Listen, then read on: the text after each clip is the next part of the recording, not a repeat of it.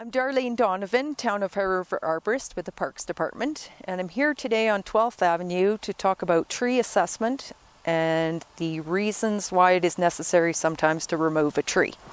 As part of our tree maintenance program with mature trees, we perform assessments to determine the structural stability and the health of older trees within our urban forest. On these trees here on 12th Avenue, we do a root to top assessment.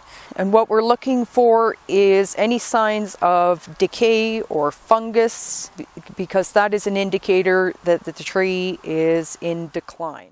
The first thing we look for on these trees is what is the use under a tree. If a tree is in an open space and there isn't a lot of traffic, the tree doesn't really have a target in case a limb falls or that sort of thing, so it's really not a high priority. When we're talking trees like in this area where we have high pedestrian use, traffic, homes in the area, we need to consider those things in the event that a tree were to lose a part or if the whole tree were to fail. So some of the things we consider when we're looking at the trees is we always start at the roots. Roots are just as important as it is on the top of a tree. A lot of times a tree will reflect in the canopy what's going on underground. So when you see dead branches and that sort of thing, it will tell you that perhaps there's something wrong with the tree. It's showing you that it's not well.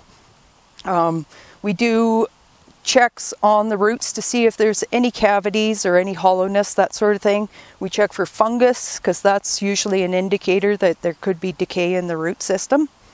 Once that's done, we move to the trunk of the tree, look for any distortion in the bark, and look to see that it's putting on equal growth. When we see a lack of or a limited amount of growth on the trunk of the tree, this usually tells us that the tree could be in some sort of distress or decline, and we need to look closer at the trunk. This includes checking for hollowness in the trunk, and due to the size of these trees, a hollow could be pretty devastating if the tree were to fail in the trunk region.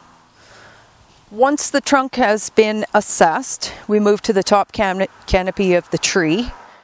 And what we look for in this area is attachments for large limbs.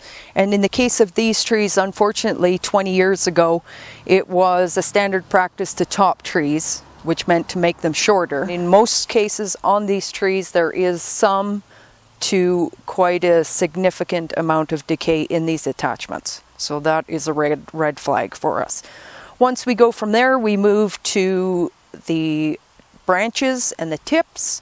We look for deadwood, and we look to see what the growth increments are like. A tree will actually tell you how much growth it's put on each year. If there is a change in that where there is less growth in the previous years, this is again an indicator that the tree is in some sort of decline. Now, this tree in particular, the trunk was a red flag for us because you can actually see up in the top part of the trunk there's a distortion.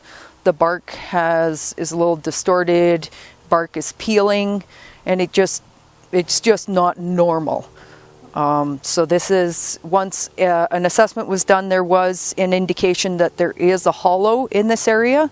So again, being the trunk, we're talking large diameter trees.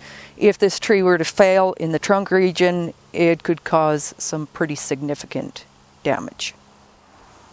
This year during the assessments, I identified 9 trees that need to be removed. They all have different sort of defects and that sort of thing, which requires their removal. On the remaining trees, they do have some defects, but in those cases, sometimes we can just mitigate those defects just with some pruning.